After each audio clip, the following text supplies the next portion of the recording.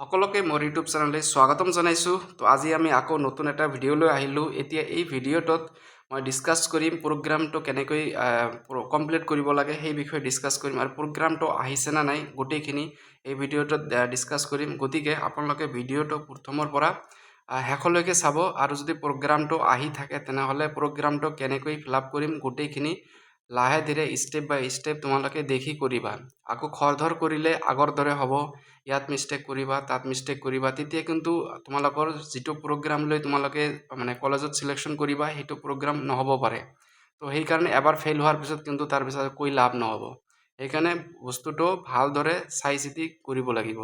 এতিয়া যদি মই ষ্টেট আছাম এইটোত ক্লিক কৰোঁ অফিচিয়েল পৰ্টেলটো, তো তললৈ যদি মই স্ক্ৰল কৰোঁ ইয়াত তোমালোকে চাব পাবা ইয়াত বস্তুটো কি আছে, এপ্লাই ফৰ এডমিশ্যন। ইয়াত তোমালোকে চোৱা এপ্লাই ফৰ এডমিশ্যন আছে নে তলত। চ' ডেশ্ববোৰ্ডত ক্লিক কৰিবা। ডেশ্ববোৰ্ডত ক্লিক কৰাৰ লগে লগে আপোনালোকৰ আগত এনেকুৱা ইণ্টাৰফেচটো আহি যাব। ঠিক আছে, এনেকুৱা ইণ্টাৰফেচটো আহিব। এতিয়া আপোনালোকে কি কৰিব, এই এপ্লাই নাও ইয়াত ক্লিক কৰিব।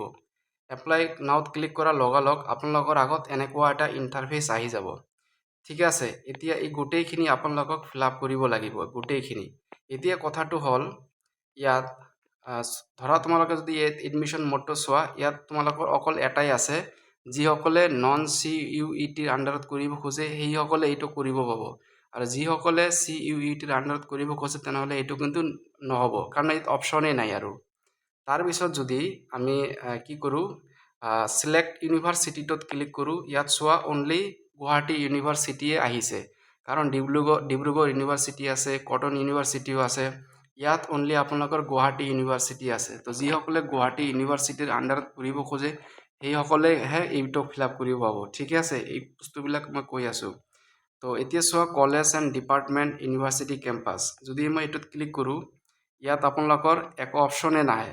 চোৱা চিলেক্ট, ইয়াত একো অপশ্যন এতিয়ালৈকে অহা নাই। অ'কে, তাৰপিছত তলৰটোত চোৱা কি কৈছে, প্ৰগ্ৰাম লেভেল। যদি আমি প্ৰগ্ৰাম লেভেলটোত ক্লিক কৰোঁ ইয়াতো একো দেখা পোৱা নাই। সেইকাৰণে আপোনালোকে অলপ ধৈৰ্য ধৰক, এতিয়ালৈকে গোটেইখিনি অহা নাই।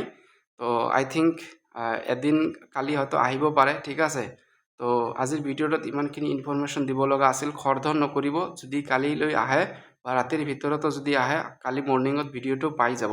আপোনালোকে জাষ্ট এটা কাম কৰিব, ছাবস্ক্ৰাইবটো কৰি ন'টিফিকেশ্যনটো অল কৰি ৰাখিব।